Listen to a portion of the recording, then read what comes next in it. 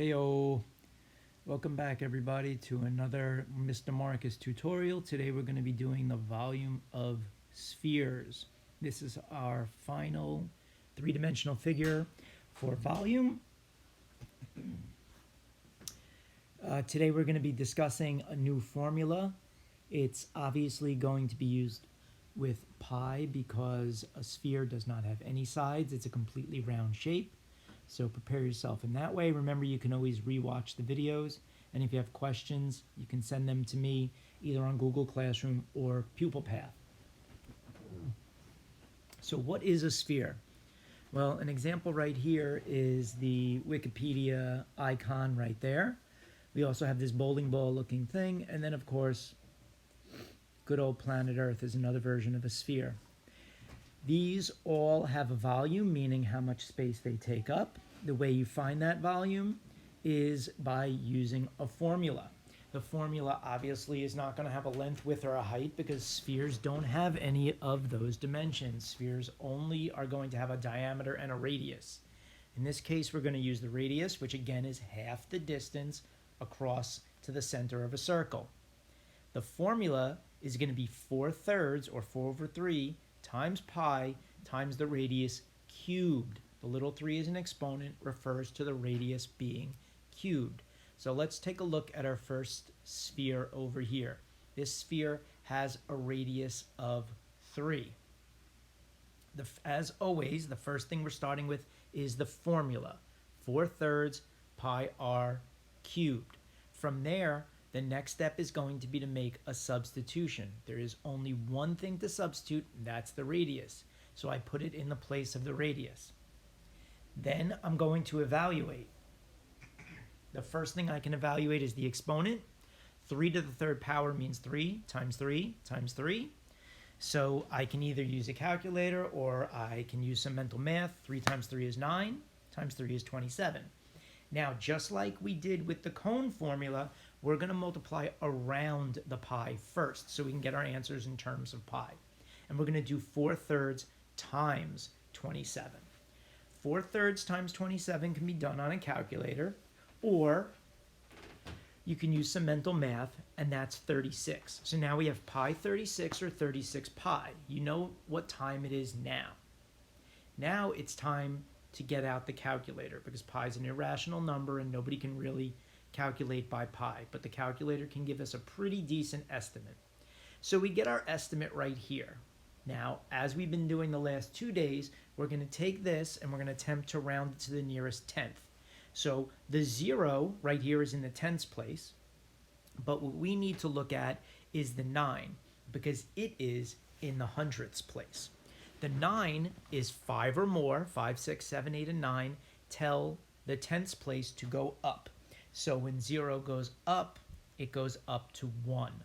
And that rounded number is going to be 113.1 centimeters cubed. Let's take a look at our next example. In this case, we have a marble.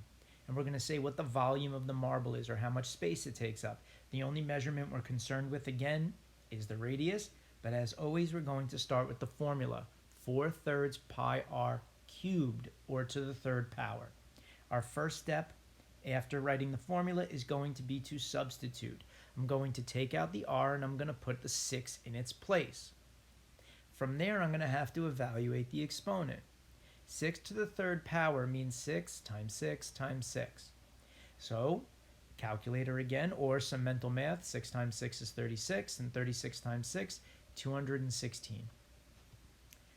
As we did in the last one, we're going to multiply around the pi first. 4/3 times 216. If you're not doing this with a calculator, there are a couple ways. You can get 1/3 of 216 and add it to 216. Or, I guess I would suggest using a calculator. So 4/3 times 216 is 288. And now we have 288 pi, or pi 288. And since this is a multiplication problem including pi, we're going to always trust the calculator. So 288 pi, or pi 288, when typed into the calculator, is going to give us an estimate that we see here. Now, as we did in the last one, we're going to make an attempt to round to the nearest tenth. So we're going to round the first 7 by looking at the second 7. The second 7 tells us what to do with the 7 that's in the 10th place. Since it's more than 5, or 5 or more, 5, 6, 7, 8, or 9, it tells the 7 to go up 1. When 7 goes up, it goes up to 8. So we wind up with our final answer rounded to the nearest tenth, 904.8 cubic centimeters. And in our last example, we have this giant yoga ball, which has a fairly large radius of 9 feet. The only measurement that we're concerned with of a sphere. So we start with the formula, 4/3 pi r cubed, or to the third power. The only dimension we have is the 9 as a radius, so we substitute that in the place of r. And then we have to do 9 cubed, or 9 to the third power, which means 9 times 9 times 9. Some of us, maybe Willens and Carlos, could try to smack that out in their head. Everybody else, pick a calculator out. It's fine. And we get 729. Now, as we've done in the other problems, so we can get our answers in terms of pi first, we're going to multiply around the pi and 4/3 times 729. As stated earlier, you could find 1/3 of 729 and add it to 729, or the easiest thing to do would be to use a calculator. We get 972 pi, or pi times 972. You are probably going to have difficulty getting an estimate even close if you don't use a calculator. So type it into the calculator, and this is the number that you're going to see. The 3 dots at the end are showing you that the number could continue, but for our purposes, we're good with stopping after the 3rd digit after the decimal. Now we want to round this to the nearest tenth, as we've done. The 6 is in the 10th place. So that's the number we're going to round. The next number following the 6 is in the 100th place. That's going to tell us what to do, because this number is less than 5. It's a 0, a 1, a 2, a 3, or a 4. It's going to tell us to stay at 6. So 3053.6 cubic feet is going to be our answer. Now let's take a look at another one. This one is going to be slowed down, as I've been doing on the last slide of the video based on some of your questions. We're going to start with the formula. The only substitution in the formula is the radius. The only amount that can be given to you as a dimension is either a radius or a diameter. If they give you the diameter, that's the whole thing. You have to cut it in half. In this case, we have the radius, which is 6, so you plug it in where the 6 is. Then you evaluate 6 to the third, which means 6 times 6 times 6. 6 times 6 is 36. 36 times 6, 216. Notice the vertical movement. Each time we move down, we're getting closer and closer to getting an answer.